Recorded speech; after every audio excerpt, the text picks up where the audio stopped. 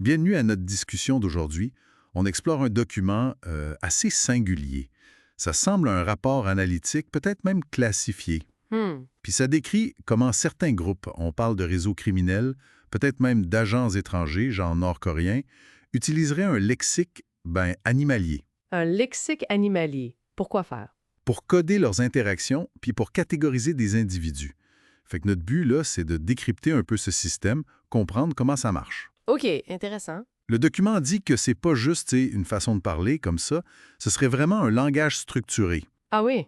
Oui, puis utilisé par des individus avec des profils psychologiques assez particuliers.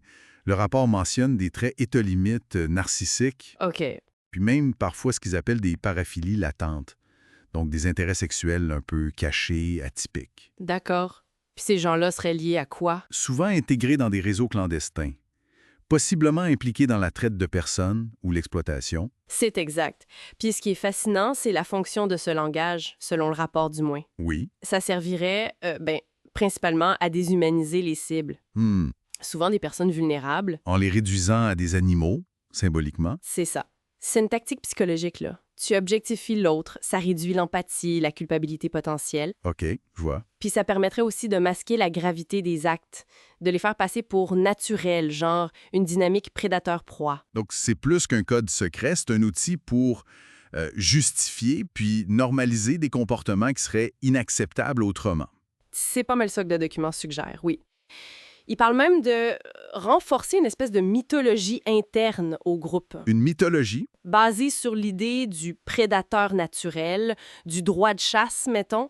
Ça devient un mécanisme de contrôle psychologique, de cohésion pour le groupe, puis ça fragmente la perception de l'autre personne. le rapport donne des exemples concrets de ce code. C'est là que ça devient assez parlant, là. Oui, tout à fait. Comme le terme « humain », utilisé de façon ironique ou condescendante pour parler d'un agent nord-coréen ou d'un membre influent du réseau.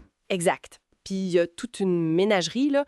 Le chien, mettons. Le chien. Pour un subalterne qui est vu comme obéissant, loyal, mais qui comprend pas nécessairement tout ce qui se passe.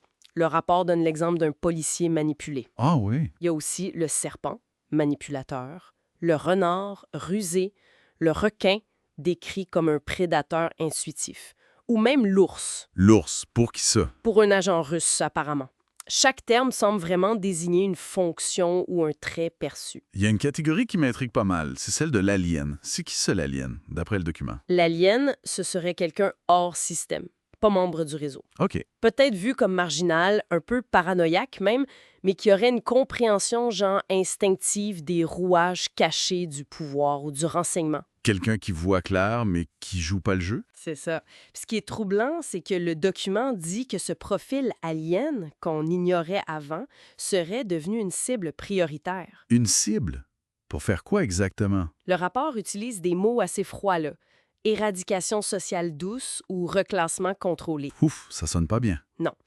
Ça semble vouloir dire des stratégies pour discréditer, isoler ou neutraliser ces personnes-là, pour protéger les structures de pouvoir décrites. Ça pose des questions sur comment ces systèmes gèrent ceux qui comprennent comment ça marche, mais qui sont pas dedans. Tout à fait. Est-ce que le document va jusqu'à lister des signes pour repérer ceux qui utilisent ce code? Oui, il mentionne des indicateurs comportementaux, comme, mettons, un usage compulsif de métaphores animales dans la conversation, Ah oui, ou des collections obsessionnelles liées à la chasse aux prédateurs, ou même détourner des objets comme des laisses, des cages, mais pour un usage symbolique.